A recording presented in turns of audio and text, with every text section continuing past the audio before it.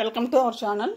నేను ఇప్పుడు చదివి వినిపించబోయే కథ రుద్రరాజపురం పార్ట్ 1లో కృష్ణప్రసాద్ చెప్పడంతో వివేక్ రుద్రరాజపురం ప్రయాణం అవుతాడు. ప్రభుగారితో ఫోన్ చేసి మాట్లాడుతూ ఉంటాడు.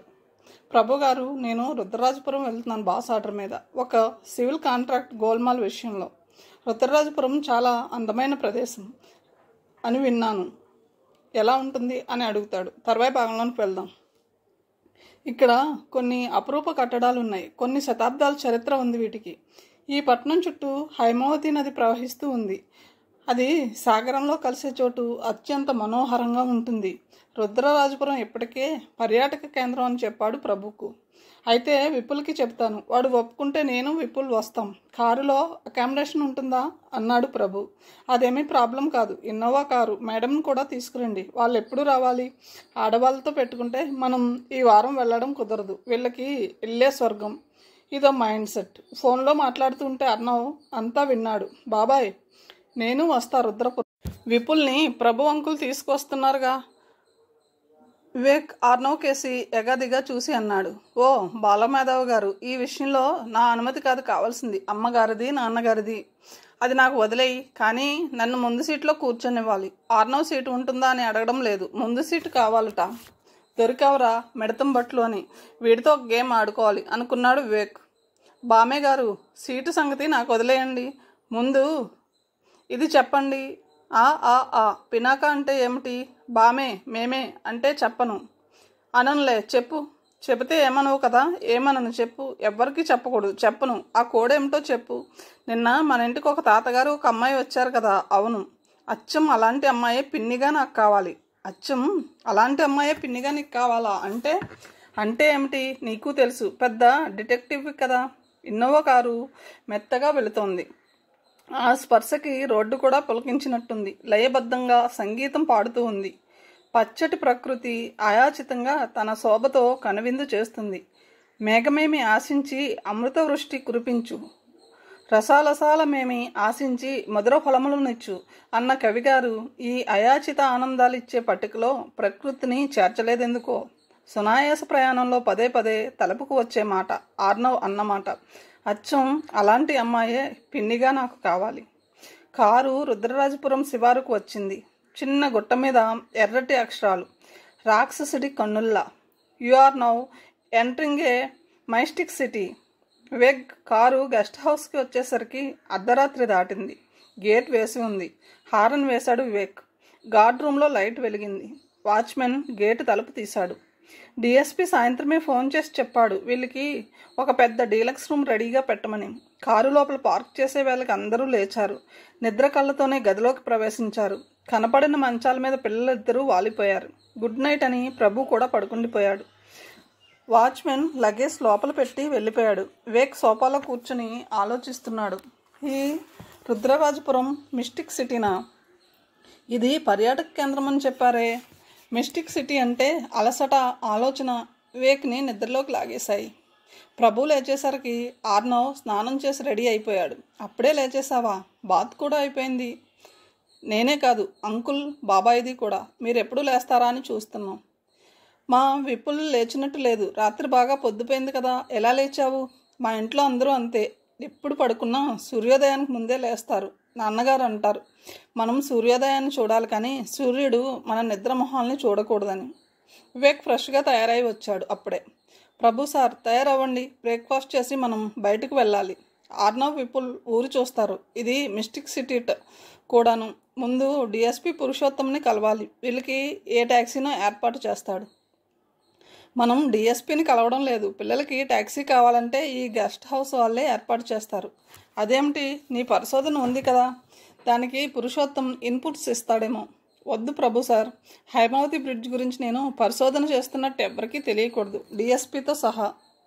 ఓకే, ముందు నేను తయారై వచ్చిన తర్వాత నిర్ణయిద్దాం ఎటు వెళ్ళాలో. ఈ విపుల్ గాడిని నిద్ర లేపాలంటే పెద్ద ప్రయత్నమే చేయాలి. వివేక్ బయలుదేరే ముందు కృష్ణప్రసాద్ ఒక సూచన చేశాడు. వివేక్, నువ్వు వెళ్ళగానే ముందు కలవాల్సింది వివి గారిని. ఈయన రిటైర్డ్ డిఎస్పీ ఆఫ్ రుద్రరాజపురం. ఊరికి దూరంగా చిన్న గుట్ట మీద ఉంటుంది ఇల్లు. పోలీస్ క్వార్టర్ నుంచి ఆయన ఇల్లు గుట్ట మీద కనిపిస్తూ ఉంటుంది. ఈవీవి గారు నిబద్ధత ఉన్న ఆఫీసర్. నిబద్ధత, నిజాయితీ, మనసా వాచా కర్మన విధి నిర్వహణ చేసిన నికార్సైన మనిషి.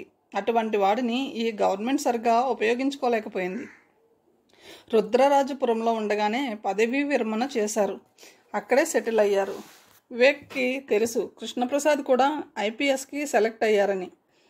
ఒక అసమర్థుడు, అవినీతిపాడు, ప్రజా ప్రయోజనాల కన్నా స్వప్రయోజనాలే ముఖ్యం అనుకుని ఒక అధికారి కింద పని చేయవలసి వచ్చింది.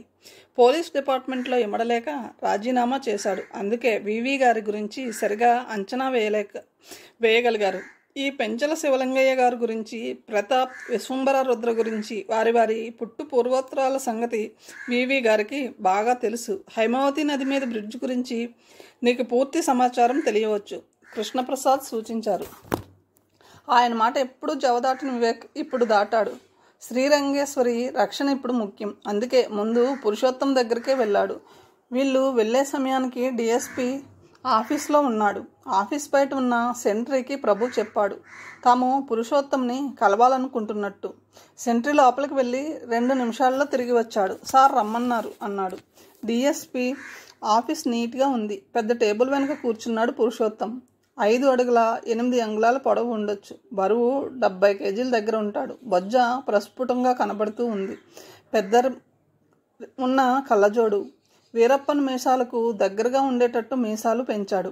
ఆయన ఆఫీసులో కొంతమంది ఇన్స్పెక్టర్లు, కానిస్టేబుల్స్ అర్ధచంద్రాకృతిలో నిలబడి ఉన్నారు. డిఎస్పి వెనకాల గోడకి రాష్ట్రపటం వేలాడుతూ ఉంది.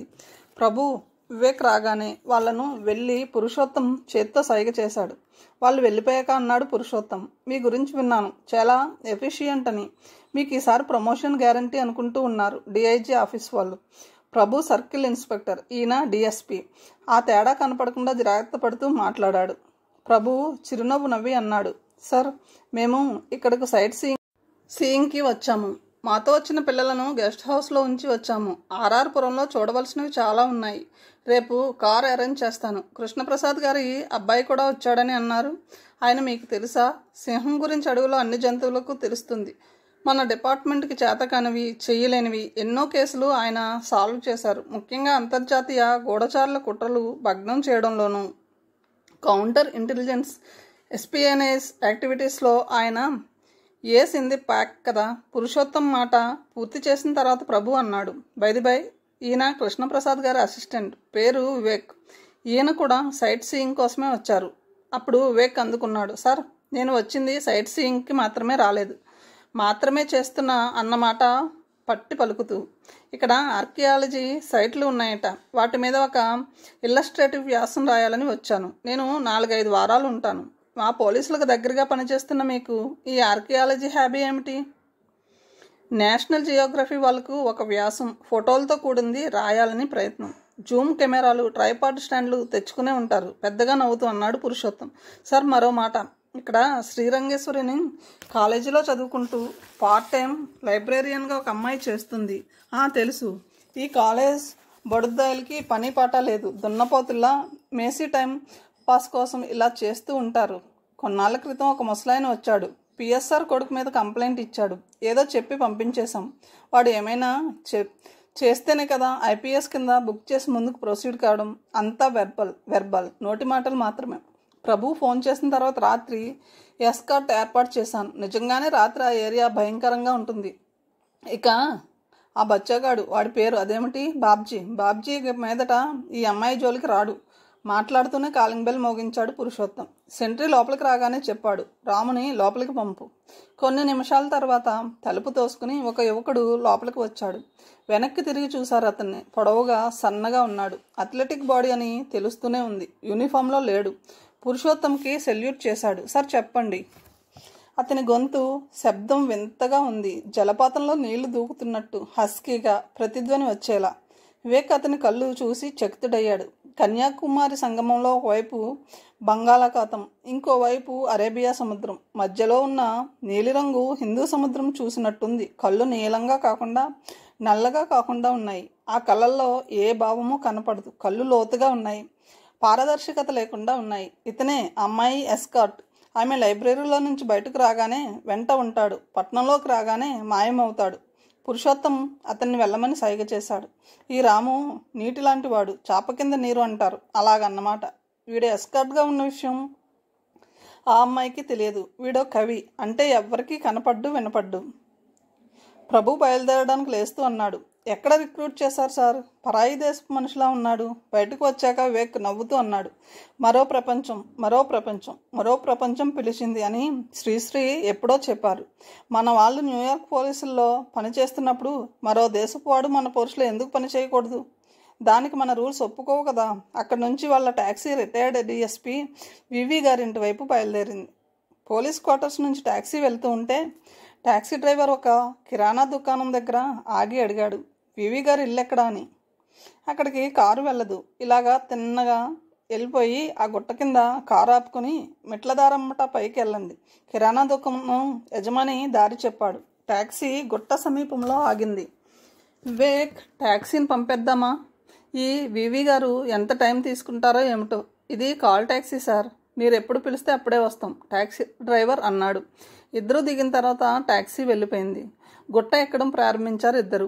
అప్పుడే గెస్ట్ హౌస్లో చిన్న మీటింగ్ జరిగింది. ఇద్దరే సభ్యులు ఆ మీటింగ్లో, ఆర్నవ్, విపుల్.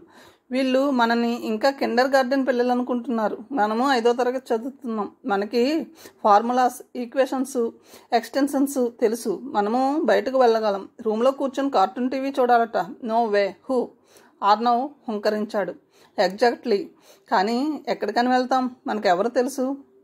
నాకు తెలుసు. ఎవరు? పిన్ని వాళ్ళ ఇంటికి వెళ్దాం. బాబాయ్ వద్దన్నాడు కదా. అయినా మనకు అడ్రస్ తెలీదు. నాకు తెలుసు, తాత వాళ్ళు వెళ్తూ చెప్పారు. వాళ్ళు ఉండేది పంచకావ్య సదన్, తేళ్లమిట్ట దగ్గర. తేళ్లమిట్ట అంటున్నావు? అక్కడ తేళ్ళు ఉంటాయా? గోడ మీద బొమ్మ, గొలుసుల్లో బొమ్మ, వచ్చే పోయే వారికి వడ్డించే బొమ్మ. విపుల్ అన్నాడు నవ్వుతూ. రాళ్ల కింద విల్లు, దాని కుండు ముళ్ళు, ముళ్ళు గుచ్చును, ఒళ్ళంతా నొచ్చును, ఆర్నవ్ అన్నాడు. ఇద్దరూ నవ్వుకుంటూ బయటికి వచ్చారు. ఇప్పుడు వాళ్ళ ప్రయాణం తేళ్లమిట్టకి. అక్కడ పిన్ని ఉంటుందా అన్న ప్రశ్న వాళ్ళ మనసులో రాలేదు. వెళ్ళాలి అంతే. 40 మెట్లు ఎక్కేసరికి ఆయాసం వచ్చింది. ఈవీవి గారు ఈ గుట్ట మీద ఇల్లెందుకు కట్టుకున్నారో. రోజుకు ఒకసారి ఎక్కి దిగినా ఆ రోజుకి మంచి ఎక్సర్సైజ్. ప్రభువు ఆయాసపడుతూ అన్నాడు. లోకో భిన్న రుచి. ఈవీవి గారు ప్రత్యేక వ్యక్తిత్వం ఉన్న మనిషిలా ఉన్నారు. గుట్ట మీద ఇల్లు కట్టుకున్నారు. మెట్లు తప్ప వేరే మార్గం లేదు. చూద్దాం ఎలా ఉంటారో. కృష్ణప్రసాద్ గారు ముందుగా కలుసుకోమన్నది ఈయననే. ఆయన ఏది ఊరికే చెప్పరు. గుట్ట మీద సమతులంగా ఉంది. సుమారు 1 ఎకరం కన్నా ఎక్కువ స్థలమే ఉంది. ఒకవైపు కొంచెం పల్లంగా వాలి ఉంది. అక్కడ చిన్న నీటి గుంట. ఇంటి గేట్ తీసి ఉంది. లోపలికి ప్రవేశించారు. చిన్న గార్డెన్, రకరకాల పూల మొక్కలు, చలికాలపు పూలు, చామంతి, డిసెంబరం పూలు, బంతి విరబోసి ఉన్నాయి. పెద్ద సంపంగి చెట్టు, పక్కనే చిన్న చిన్న పిందెలతో పనస చెట్టు. గున్నమామిడి చెట్టు పూయాలా వద్దా అన్న సందేహంలో పడినట్టు ఉన్నది. చిన్న చిన్న పూల మొదళ్ళు కనిపిస్తూ ఉన్నాయి. గోడ మీద name plate, Varahabhatla Viswas, IPS, DSP retired అని ఉంది. వివిఎస్ అంటే వరహాభట్ల విశ్వాస్. అప్పుడు ప్రత్యక్షమైంది పెద్ద డాబర్మెన్ డాగ్. కుక్క ప్రమాదకరంగా కనపడినప్పుడు కింద ముడుచుకు కూర్చోవాలని వాళ్ళిద్దరికీ తెలుసు. దాంతో కుక్క సందిగ్ధంలో పడుతుంది, కరవదు. వాళ్ళకి ఆ అవకాశమే లేకుండా పోయింది. ఆ డాబర్మెన్ వీళ్ళను నిశ్చితంగా చూసి లోపలికి వెళ్ళిపోయింది. కొన్ని నిమిషాల తర్వాత ఒక వయోవృద్ధుడు బయటికి వచ్చాడు. వాచ్మెన్ ఇంట్లోకి వెళ్ళి చెప్పినట్టు ఈ డాబర్మెన్ చెప్పిందా? Some man. సన్నగా ఉన్నాడు. తెల్ల పీచులాంటి గడ్డం, పైన గుండు, పైజామా, కుర్తా ధరించాడు. ఈయన వివి అన్న సందిగ్ధంలో ఉన్న వాళ్ళకి ఆయన గొంతుక పేలగా వినపడింది. లోపలికి రండి. ఇద్దరూ నిరుత్సాహంగా లోపలికి వెళ్ళారు. ఒక పక్కగా పడుకుని ఉంది డాబర్మెన్. డ్యూటీ అయిపోయిన సెంట్రీలా నిరాసక్తంగా వీళ్ళ కేసు చూసి కళ్ళు మూసుకుంది. పెద్ద హాలు. గోడలకి ముదురు నీలం రంగు వేసి ఉంది. నేల మీద కొబ్బరి తాళ్ల తివాచి, వెదురు కుర్చీలు, వెదురు సోఫాలు, మధ్యలో సెంటర్ టేబుల్ కూడా వెదురుదే. టేబుల్ మీద వివిధ దేశాల పోలీస్ మ్యాగజైన్స్. గోడ మీద పెద్దగా నల్లగా మెలమెల మెరుస్తూ తేలు బొమ్మ. గోడ అంతా ఆక్రమించుకుని 20 అడుగుల పొడవైన గోడ, 12 అడుగుల ఎత్తు. ఆ తేలు కొండి ఎత్తి ఉంది. అదొక్కటే 2-3 అడుగులు ఉంటుంది. ఎవరు అని లోపల నుంచి మాట వినబడింది. గుడిలో కొట్టే జేగంట కంఠస్వరం. కంఠస్వరానికి తగినట్టుగా ఉంది ఆ స్వరూపం. దాదాపు 6 అడుగుల ఎత్తు, దృఢ శరీరం, పెద్ద ముఖాకృతి, నిండుగా మీసాలు, తీక్ష్ణమైన తెలివైన కళ్ళు. ప్రభు వివేక్ తేలిగ్గా నిట్టూర్చారు. ఇది కదా ఊహించింది, అదే కదా దర్శనమైంది. వాళ్ళిద్దరూ సోఫాలో రిలాక్స్డ్గా కూర్చున్నారు. రోడ్డు మీదకి వచ్చారు పిల్లలు. ఖాళీ ఆటో కనపడగానే కూర్చున్నారు. ఆటో వాళ్ళ ఆశ్చర్యంగా చూశాడు. ఈ పిల్లలేమిటి ఇంత ధైర్యంగా ఆటో అడగకుండా ఎక్కడమేమిటి, డబ్బులున్నాయా అని అడగాలనుకున్నవాడు ఆగిపోయాడు. ఇద్దరు పెద్ద పెద్ద పబ్లిక్ స్కూల్లో చదువుతున్నారు. జన్మతహా వచ్చిన హుందాతనం. పిల్లలైనా కమాండింగ్లా ఉన్నారు. డబ్బులున్నాయా అన్న ప్రశ్నని మార్చి ఎక్కడికి అని అడిగాడు. పంచకావ్య సదన్, తేళ్లమిట్ట ఈ రెండు ప్రదేశాలు రుద్రరాజపురంలో ప్రముఖమైనవి. ఆటో బయలుదేరింది. రోడ్డుకి ఇరువైపులా వాణిజ్య భవనాలు, హోటళ్ళు, బార్లు, ఎడతెగక పారే నదిలా ట్రాఫిక్. అరగంట ప్రయాణం తర్వాత వాళ్ళు గమ్యం చేరారు. పంచకావ్య సదన్ అన్న బోర్డు ఉన్న చోట దిగారు. బోర్డు వెలిసిపోయి ఉంది. చెక్క గేట్. ఆ గేట్ పెద్దగా వాడుతున్నట్లేదు. కొన్ని చోట్ల కట్టె విరిగినట్టు ఆనవాళ్లు కనబడుతూ ఉన్నాయి. తాతగారు బేదవాళ్ళు. పెన్షన్ డబ్బులు, పిన్ని ఉద్యోగం చేసి తీసుకువచ్చే జీతం అంతే, ఆర్నవ్ అన్నాడు. విపుల్ వాళ్ళని చూడలేదు కాబట్టి అభిప్రాయం లేదు.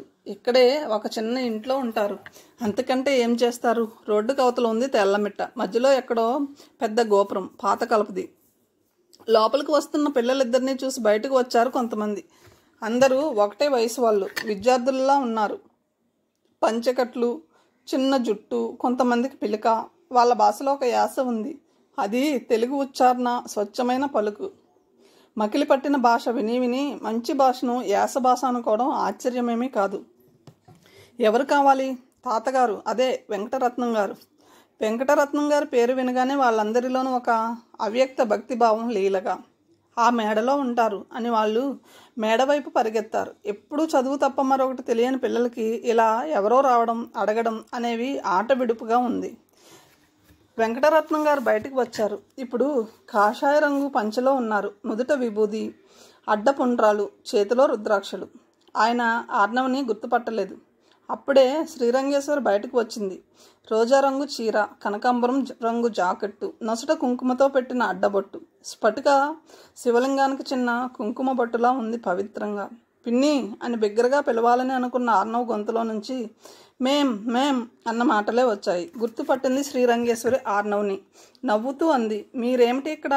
ఈ అబ్బాయి ఎవరు? సైట్ సీయింగ్కి వచ్చామంటీ అన్నాడు విపుల్. ప్రభు మామయ్య, వివేక్ బాబాయి కూడా వచ్చారు. మీ గురించే పిన్ని, అదే సెక్యూరిటీ. శ్రీరంగేశ్వరి ప్రశ్నార్థకంగా చూసింది. పిన్ని, నేను వరుసలన్నీ అంటే నాన్నని నాన్న అని, అమ్మని అమ్మ అనే అంటాను. డాడీ మమ్మీ అనను. అంటే ఆంటీ అంటే పిన్ని అని కదా, మా చిన్న అమ్మలా ఉన్నారు కాబట్టి అలా అన్నాను. అవును, తెలుగు పిలుపుల్లో ఉన్న ఆత్మీయత మమ్మీ డాడీల్లో లేదు. అయితే నేను పిన్ని అని పిలవచ్చా? నీకు అది బాగుంటే అలాగే పిలు బాబు అన్నారు వెంకటరత్నం గారు. ఇప్పటికీ ఆయనకు అర్థమైంది ఈ అబ్బాయి కృష్ణప్రసాద్ గారి కొడుకు అని. వివి గారిని చూడగానే నమస్కారం పెట్టి అన్నాడు వివేక్. కృష్ణప్రసాద్ గారు పంపగా వచ్చాం. నేను ఆయన అసిస్టెంట్ని. ఈయన సిటీలో సర్కిల్ ఇన్స్పెక్టర్ మిస్టర్ ప్రభు. వివి గారు వారిద్దరికీ దగ్గరగా వచ్చి కరచాలనం చేశాడు ఆప్యాయంగా. కృష్ణప్రసాద్ సాహసవంతుడు, ధైర్యవంతుడు, one of the gems of India. Krishnaprasad ఐపీఎస్కి క్వాలిఫై అయిన తర్వాత మౌఖిక పరీక్షకు వెళ్లే ముందు నన్ను కలుసుకున్నారు. అతడికి నేను చెప్పేదేముంది? పరీక్ష ఇచ్చేవాడు పరీక్ష అధికారి కన్నా, గురువు కన్నా తెలివైనవాడు. నేను అప్పుడే అనుకున్నాను పోలీస్ ఫోర్స్లో ఒక ఆణిముత్యం ప్రవేశించబోతుందని. Bad luck. కొద్ది కాలంలోనే రాజీనామా చేశారు. లోపల నుంచి నౌకరు ట్రేలో టీ తెచ్చాడు. టీ తాగుతూ అడిగాడు వివి. రుద్రరాజపురం ఒక పర్యాటక స్థలం అనే అనుకుంటారు. ఊరిలో ప్రవేశించే ముందే బోర్డు చూసి ఉంటారు, మిస్టిక్ సిటీ అని. చూసాం సార్. ఈ మిస్టిక్ అంటే సాధనతో భగవాన్తో ఏకత్వాన్ని పొందడం అన్న అర్థం తీసుకోవాలా? మేధకి అందని అలౌకిక భావనలు దారాలా? స్పర్శానుభవం అనుకోవాలా? మిస్టిక్ అంటే అర్థం కానిది అన్న అర్థం తీసుకోవాలా? మిస్టిక్ అంటే జవాబు లేని ప్రశ్న అని, ఒక పజిల్ అని, ఒక ఎనిగ్మా అని నేను అనుకుంటున్నాను. రాత్రి పట్టణంలో ప్రవేశించినప్పుడు చూసిన బోర్డును మరోమారు గుర్తు తెచ్చుకుంటూ తనలో మెదిలిన భావనలు చెప్పాడు వివేక్. రుద్రరాజపురం నిజంగా ఒక మిస్టరీ ప్రదేశం. ఆ పర్వతాల్లో ఏదో శక్తి ఉందని, దానివల్లనే ఏ శత్రురాజు రుద్రరాజపురం వైపు కన్నెత్తి చూసేవారు కాదని కథ ఉంది. ఆ కథలో నిజం ఎంతో తెలుసుకుందామని నేను, ఇంకో 2 యువ ఆఫీసర్లు బయలుదేరారని వెళ్ళాలని నిశ్చయించుకున్నాం. ఒకరోజు తెల్లవారుతూ ఉండగా జీప్లో బయలుదేరాం. జీప్ కొండ అంచుల దగ్గర ఆపి కాలినడక మొదలుపెట్టాం. మా నడుముకి భుజాలకి హేవర్ షాక్ కట్టుకున్నాము.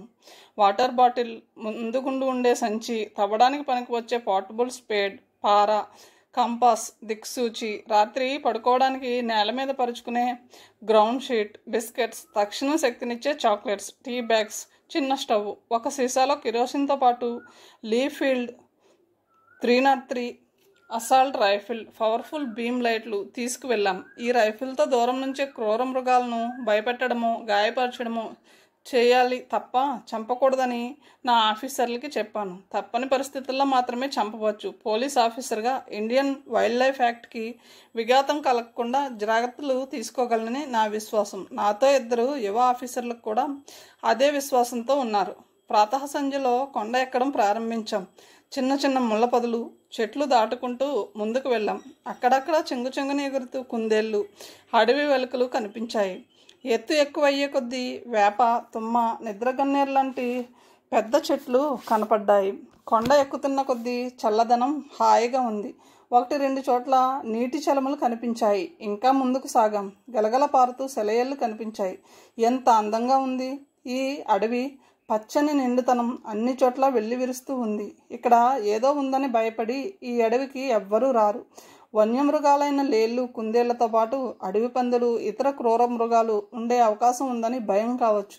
మేము మా లాంగ్ బారెల్ గన్స్తో పాటు 32 బోర్ పిస్టల్స్ కూడా తీసుకువెళ్ళాం.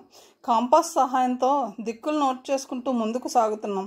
ఇక్కడ దుప్పులు, కనుజులు, ఎలుగుబంట్లు, అడవి కుక్కలు, అడవి పిల్లులు, నెమళ్ళు ఉంటాయని జిల్లా ఆర్కెన్స్ పాతకాలపు రుద్రరాజపురం గజెట్ల ద్వారా తెలుసుకున్నాం. మధ్యాహ్నానికి చాలా ఎత్తే ఎక్కాం. అక్కడ మేము ఊహించినది కనిపించింది. ఒక పెద్ద రాతి కట్టడం. దట్టమైన అడవిలో అంత ఎత్తులో అంత దూరాన ఆ రాతి కట్టడం చూసి అబ్బురపడ్డాం. 2 పర్లాంగుల మేర పొడవు ఉంది. దక్షిణ దేశపు వాస్తు ప్రకారం కట్టిన దేవాలయం. శిల్పాలతో అలంకరించబడ్డ పెద్ద రాతి స్తంభాలు, 15 అడుగుల పైన రాతి ఆచ్ఛాదన, వాటిలో సంక్లిష్టమైన శిల్పకళాకృతులు. గర్భగుడి శిథిలమై ఉంది. లోపల పానపట్టం మనిషంత ఎత్తులో ఉంది. శివలింగపు ఆనవాళ్లు ఉన్నాయి. మూల విరాట్టుని దుండుగులెవరో ఎత్తుకుపోయి ఉంటారు. అక్కడ అల్పాహారం చేసి ముందుకు కదిలాం. పొద్దు నడినెత్తున చేరుకున్న వేళ మా కాంపాస్లో విచిత్ర కంపనాలు కనిపించాయి. మేము పెట్టుకున్న ఎలక్ట్రానిక్ వాచీలు ఆగిపోయాయి. అనుమానం వచ్చి హైబీమ్ బ్యాటరీ లైట్లు వెలిగించి చూసాం. వెలగలేదు. మా రైఫిల్ గన్స్ పేలుతాయా అన్న సందేహము వచ్చింది. శత్రురాజుల ఫిరంగులు నిర్వీర్యం అయిపోయాయని, అదే కారణం వాళ్ళ రుద్రరాజపురం అజేయంగా నిలిచిందని కథనాలు ఉన్నాయి కదా, అవి నిజమా కాదా అని పరీక్ష చేద్దామని మా గన్స్ పేల్చి చూసాం. పేలలేదు. ట్రిగ్గర్ మెకానిజం జామ్ అయింది. అప్పుడు చూసాం ఒక రాతి ఫలకం. దాని మీద ఇలా రాసి ఉంది, పాతకాలపు తెలుగు లిపి. అక్కడ భయపడితే యమయాతన, గిజురు రుచులు లుప్తమవుతాయి. మాలో అసాధారణ నిస్సత్వ ఆవరించింది. మా ముగ్గురులో ఒకడు సెమీ కాన్షియస్ స్టేజ్కి కూడా వచ్చాడు. నాకు కూడా నీరసంగా అనిపించింది. శరీరంలో జీవరసాలని ఒక పెద్ద సిరంజితో లాగేసినట్టు అనిపించింది. అదొక విచిత్ర శారీరక స్థితి. ఆ స్థితిలో ఆ శిలాఫలకం మీద ఉన్న హెచ్చరిక గురించి ఆలోచించలేదు. ఇక మా ప్రయాణం ముందుకు సాగదని నిర్ధారణకు వచ్చాం. మా గ్రూప్లో ఉన్న ఇంకొకటి పని అలాగే ఉంది. వాడు ఎండకు ఎండిన తోటకూర కాడలా అయిపోయాడు. అంతకుముందు అక్కడికి ఎవరైనా వెళ్ళారో లేదో మాకు తెలియదు. విదేశీ ట్రెక్కర్స్ కూడా ప్రయత్నించి ఆ శిథిలాలయం దాటి ముందుకు వెళ్ళలేకపోయారని తెలిసింది. కాదని ఎవరైనా ముందుకు వెళ్ళిన వాళ్ళు తిరిగి రాలేదు. వినడానికి చందమామలో, బాలమిత్రలోనూ వచ్చే జానపద కథలా ఉన్న నా అనుభవం మాత్రం ఆ శిఖరాలకు ఎవ్వరూ వెళ్ళలేరని అనిపించింది. నేను చాలా టఫ్ అని అనుకుంటూ ఉండేవాడిని. ఈ యాత్రలో నా అహం అణిగిపోయింది. అందుకే ఇది మిస్టిక్ సిటీ అయింది అనుకున్నాను. చిత్రం ఏమిటంటే సరిగ్గా ఆ అంశం ఆధారంగానే ఈ పట్టణం పెద్ద టూరిస్ట్ అట్రాక్షన్ అయింది. వినడానికి కథలనే ఉంది. మీరు కాక ఎవరైనా చెప్పుకుంటే నమ్మేవాళ్ళం కాదు. మరి ఇదొక్కటేనే ఇక్కడ ఉన్నది? వివేక్ అడిగాడు. ఇప్పుడు నేను చెప్పిన దానికి రుజువులు చూపలేను, కానీ ఇంకొక పెద్ద విచిత్రం ఇక్కడ ఉంది. దానికి మన కళ్ళే రుజువులు. అది చూసిన తర్వాత మీరు కూడా అంటారు, ఈ రుద్రరాజపురం అనూహ్యపురం అని. ఏమిటవి? వివి గారు పెద్ద పర్వత శిఖరం నుంచి లంబకోణంలో వెనక్కి తిరిగారు. ఇటు చూడండి, గంభీరంగా ప్రవహిస్తున్న హైమవతి నది. వివేక్ ప్రభు చూశారు. అక్కడి నుంచి పట్టణం అందంగా కనపడుతుంది. కింద నేల మీద ఇల్లు, భవనాలు కుర్చీ చిత్రంలా కనబడుతూ ఉంది. హైమావతి నది పాముల వంకర తిరుగుతూ కొంత దూరంలో మాయమైంది. ఆ తర్వాత కనిపించే దృశ్యం పొగమంచులో అస్పృష్టమైంది. ఈ నది మీదే వంతెన కట్టాలని కేంద్ర రాష్ట్ర ప్రభుత్వాలు చాలా ధనం వృధా చేశాయి. ఎందుకు వంతెన?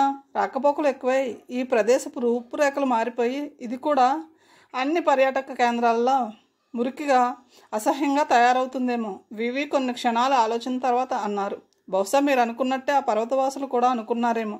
అందుకే ఈ బ్రిడ్జ్ నిర్మాణం పూర్తి అవ్వడం లేదు. ప్రభు అన్నాడు. ఈ బ్రిడ్జ్ వల్ల నదికి యువతల అవతల దూరం తగ్గుతుందా అని. ఎందుకు అడిగారు? ఇటువంటి పరిస్థితి మా కృష్ణా జిల్లాలో పులిగడ్డ, పెనుమూడి గ్రామాలకి వచ్చింది. వీటి మధ్య రోడ్డు వంతెన లేకపోవడం వల్ల గుంటూరు వెళ్ళడం కష్టమయ్యేది. లేదంటే విజయవాడ మీద నుంచి తిరిగి వెళ్ళాలి.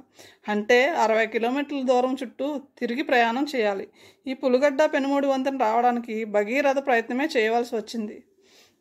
ముందు అవునన్న వాళ్ళు రాజకీయ కారణాల వల్ల ఈ ప్రతిపాదనను వ్యతిరేకించారు. ఇక్కడ పరిస్థితి వేరు. మాటల ద్వారా అడ్డు చెప్పకుండా చేతల ద్వారా అడ్డుకుంటున్నారు. ఎవరు? వివి గారు దీర్ఘంగా ఆలోచించి అన్నారు. మన పనిలో హేతువాదం, కారణకారణేయాలు ముఖ్య పాత్ర వహిస్తాయి. మనకున్న డేటాలో ఎలిమినేషన్ ప్రాసెస్ నిర్ణయానికి వస్తాం. నేను ఈ బ్రిడ్జ్ గురించి కొంత పరిశోధన చేశాను. ఇది శివలింగయ్య రావు పని కాదు అని అనుకుంటున్నాను. మీ కంక్లూజన్కి బేసిస్ ఏమిటి? ఉంది. మీరు రేపు నాతో వస్తే చూపిస్తాను. మీకు బోట్ ప్రయాణం సమస్య కాదు కదా? కొంతమందికి నీటి ఫోబియా ఉంటుంది. మాకేం లేదు. ఇక్కడ సైట్ సీయింగ్కి వచ్చినప్పుడు నదిలో పడవ ప్రయాణం చేయాలనుకున్నాం. వీలైతే సముద్ర సంగమం వరకు. మాతో 2 పిల్లలు ఉన్నారు. వాళ్ళను తీసుకురావచ్చా? వద్దు, ఇంకేదో వింత చెప్తానన్నారు. తప్పకుండా చెప్తాను. చెప్పడమే కాదు, చూపిస్తాను అంటూ వివి గారు లోపలికి వెళ్ళారు. ఆయన వెనకాలే వెళ్ళారు ప్రభు, వివేక్. అక్కడ బక్కపలుచుగా ఉన్న వృద్ధుడితో క్షమార్థమైన గొంతుకుతో అన్నాడు విశ్వాస్. మాఫ్ కీజియే, ఆప్కో దేర్ హోగయా, మెహమాన్ ఆయే హూయే. తమ కన్నా ముందే వచ్చిన ఆ ముసలాయన్ని కాదని ఇంతసేపు తమతో మాట్లాడాడు విశ్వాస్ గారు. పర్వాలేదు సాబ్, మా అమ్మాయి తరానా. సమస్య ఇంతకు ముందు చెప్పినా మళ్ళీ ఆర్దోక్తిలో ఆగిపోయాడు ఆ వృద్ధుడు. బోలియే అని కొంచెం ముందుకు వంగాడు విశ్వాస్. బోలియే మస్తాన్ సాబ్. విశ్వాస్ ముందుకు వంగి అడిగాడు. సాబ్, నేను ఇంతకు ముందే మీ వద్దకు వచ్చాను. నా ముద్దుల బేటి తరానా పెద్ద కాందాన్లో పుట్టవలసిన పిల్ల. మా బీద ఇంట్లో పుట్టింది. అందంలో కోహినూర్ వజ్రం. పాటల్లో మన వాళ్ళు. చిత్ర మొన్నటి వరకు పాడిన సుశీల జానకి ఏమీ తీసిపోదు. హిందీలో పాడితే లతా సాయిబా, మేడం అనురాధ పౌడ్వాల్ గొంతులా ఉంటుంది. ఎన్నో పాటల పోటీలు ఇచ్చింది, బహుమతులు తెచ్చుకుంది సాబ్. దానికి ఒకరోజు ఒక ఉత్తరం వచ్చింది అంగ్రేజీలో, యు ఆర్ ఫౌండ్ అని. అది మీకీ చూపించాను. మొన్న మళ్ళీ ఇంకో ఉత్తరం వచ్చింది. మస్తాన్ తన కొత్త జేబులోంచి ఒక కాగితం తీశాడు. సాబ్, ఈ ఉత్తరానికి ముందు వచ్చిన ఉత్తరం మొదట పోలీస్ స్టేషన్లో చూపించాను. అక్కడ ఒక ఆయన హేళన చేశాడు. ఎవడో పని పాట లేనివాడు ఒక ఉత్తరం రాయడం, అది పట్టుకొని ఇక్కడికి ఊపుకుంటూ రావడం. ఇదేం తమాసా? దీనిలో పేరు లేదు, ఏమీ లేదు. మేమేం చేయాలి అన్నాడు. అందుకే అప్పుడు మీ దగ్గరకు వచ్చాం. విశ్వాస్ మస్తాన్ ఇచ్చిన ఉత్తరం చేతిలోకి తీసుకున్నాడు. దానిలో యు ఆర్ చోజన్ అని ఉంది. రేపటి ప్రోగ్రాం గురించి మాట్లాడదామని. అప్పుడే లోపలికి వచ్చిన వివేక్ ఈ సంభాషణ విన్నాడు. 3 రోజుల క్రితం శ్రీరంగేశ్వరి వెంకటరత్నం ఇలాంటి ఉత్తరమే తెచ్చారు. అంటే అది ఒకే ఒక ఐసోలేటెడ్ కేసు కాదన్నమాట. వివేక్ మెదడుకు చురుక్కుమని తగిలింది మస్తాన్ సాబ్ తెచ్చిన ఉత్తరం. విశ్వాస్ గారు, మొన్న మా ఇంటికి వచ్చిన వెంకటరత్నం గారి అమ్మాయి కూడా ఇలాంటి ఉత్తరమే తెచ్చింది. అదే యు ఆర్ ఫౌండ్. అవును, నాకు తెలుసు. మీకెలా తెలుసు? వివేక్, ఇక్కడున్న పోలీస్ ఫోర్స్ మీద నాకు నమ్మకం లేదు. మన దేశంలో ఎక్కువ శాతం జనం అభిప్రాయం కూడా అదే. పోలీస్ స్టేషన్కి వెళ్తే ఏమీ ఉపయోగం ఉండదని, పైగా మనల్నే బాధిస్తారని సాధారణ జనం వీలైనంత వరకు అక్కడికి వెళ్ళరు. ఈ జనాభిప్రాయంలో కొంత నిజం ఉంది. మామూలు జనాన్ని కొంతమంది మా వాళ్ళు పట్టించుకోరు. ఇలాంటి ఉత్తరం తీసుకుని వెంకటరత్నం గారు నా దగ్గరికి వచ్చారు. ఈ మస్తాన్ గారి లాగానే. ఆయన పరిస్థితి చూసి ఈ విషయంలో పోలీసు ఏమీ చేయదని నిర్ధారించుకున్నాను. ఇది ఆసామాషి విషయం కాదని నాకు అనిపించి దీనికి కృష్ణప్రసాద్ లాంటి వారో మీలాంటి యువకులో పరిశోధన చేయాలని అనుకున్నాను. అందుకే మీ దగ్గరికి పంపాను. ఇప్పుడు అర్థమైంది. వివేక్కి కృష్ణప్రసాద్ గారు అన్న మాటలు గుర్తుకు వచ్చాయి. నీ అనుమానం సమంజసమే. వాళ్లకు మనం తెలిసే అవకాశం లేదు. విశ్వాస్ తన చేతిలో కాగితాన్ని వివేక్ చేతికిచ్చాడు. ఉత్తరంలో పెద్ద అక్షరాల్లో ఉంది, you are chosen, you are found అంటేనే అర్థం తెలియలేదు. మళ్ళీ ఇది, దీంట్లో యు ఆర్ చోజన్ దేనికి చూజ్ చేశాడు? ఉత్తరం చివర రాశాడు, చిన్న అక్షరాలతో రాసి ఉంది, మలోని. ఇది రెండవ ఉత్తరం. అయితే శ్రీరంగేశ్వరికి కూడా ఇలాంటి ఉత్తరం వచ్చి ఉంటుందా? విశ్వాస్ గారి దగ్గరికి వెళ్ళమనడంలో కృష్ణప్రసాద్ గారి అసలు ఉద్దేశం వేరే ఉందా? ఈ తరానా ఎవరు? ఎక్కడ ఉంటుంది? ఇలాంటి ఉత్తరాలు ఇంకా ఎవరికైనా వచ్చాయా? ఇది కూడా ఆ బాబ్జీ గారి పనేనా? ఈ తరానా కూడా శ్రీరంగేశ్వరిలాగా కాలేజీలో చదువుతుందా? సార్, రేపు పడవలో హైమతి నది వంతెన దగ్గరకు వెళ్ళాలనుకున్నాం కదా, మేము ఎన్ని గంటలకు రావాలి? విశ్వాస్ బ్రూకుటి ముడిచి అన్నాడు. ఇది శీతాకాలం, ఉదయపు వేళలో పొగమంచు ఉంటుంది. వాతావరణం అనుకూలిస్తే ముందు వంతెన దగ్గరికి, అది అయిన తర్వాత నేను చెప్పిన వింత ప్రదేశానికి. వాతావరణం అనుకూలించకపోతే వైసీ వెర్స. బయటకు వచ్చారు ప్రభు వివేక్. గార్డెన్ దాటి గేటు బయటకు వచ్చిన విశ్వాస్ అన్నాడు వివేక్తో, వివేక్, ఈ మస్తాన్ సాబ్ కేసు కూడా మీరే పరిశోధించాలి. Both are similar. మధ్యాహ్నం 2 గంటలకి శ్రీరంగేశ్వరి ఫ్రీ అయింది. ఇంకా ఉద్యోగానికి వెళ్ళాలి. ఈ 4-5 గంటల పరిచయంతోనే పిల్లలిద్దరితో మంచి స్నేహం కుదిరింది. స్కూటీ షార్ట్ చేస్తూ అంది, విపుల్ ఆర్నవ్, మీరు రేపు కూడా రండి. రేపు నేను సెలవు పెడతాను. మీకు ఊరు చూపిస్తాను. మా ఊరిలో బీచ్ ఉంది, అది చూపిస్తాను. హైమావతి నది సముద్రంలో కలిసే చోటుకు వెళ్దామా? కానీ గాలి ఎక్కువైతే అలలు ఎక్కువగా వస్తాయి. ప్రశాంత వాతావరణంలోనే నదీ సంగమం చూడాలి. లోతు తక్కువ ఉన్న చోట సముద్రపు పాటు వేళల్లో నీటిలో దూకి స్నానాలు చేస్తారు కొందరు ఔత్సాహికులు. దానికి వేరే బట్టలు తెచ్చుకోవాలి. పిన్ని, మేము పొద్దున్నే వచ్చేస్తాం. మా బాబాయి మావయ్య ఏదో పని మీద తిరుగుతున్నారు. ఆర్నవ్కి తెలుసు శ్రీరంగేశ్వరి కేసు విషయంగానే. నాన్నగారు బాబాయిని పంపారు. ఆయన అది వదిలేసి ఎక్కడికో వెళ్ళాడు. శ్రీరంగేశ్వరి స్కూటీ చిన్నగా శబ్దం చేస్తూ యూనివర్సిటీ లైబ్రరీ వైపు పరుగు తీసింది. వివేక్, ఈ మస్తాన్ సాబ్ కేసు కూడా మీరే పరిశోధించాలి. బోత్ ఆర్ సిమిలర్ అని విశ్వాస్ గారు అనగానే గెస్ట్ హౌస్కి వెళ్ళాలనుకున్న వివేక్ మనసు మార్చుకున్నాడు. ముందు మస్తాన్ గారి ఇంటికి వెళ్ళాలి. తరానా కేసు విషయంగా కొన్ని వివరాలు సేకరించాలి. అప్పుడు వెనక్కి తిరిగి వెళ్ళి మస్తాన్ గారి ఇంటి అడ్రస్ తీసుకున్నాడు. కొండ దిగి కాల్ టాక్సీకి ఫోన్ చేశారు. పట్నంలో ఒక హోటల్కి వెళ్ళి లంచ్ చేశారు. లంచ్ చేస్తూ వివేక్ అడిగాడు, మన వాళ్ళు ఏం చేస్తూ ఉంటారు? ఏముంటుంది, మధ్యాహ్నం అన్నం తిని సినిమాకి వెళ్ళి కార్టూన్ నెట్వర్క్ ఛానల్ చూస్తూ తింటూ ఇప్పుడు పడుకొని నిద్రపోతూ ఉంటారు. భోజనం అయిన తర్వాత బయట పాన్ షాప్లో కిల్లీ కట్టించుకుని మళ్ళీ ట్యాక్సీ ఎక్కారు.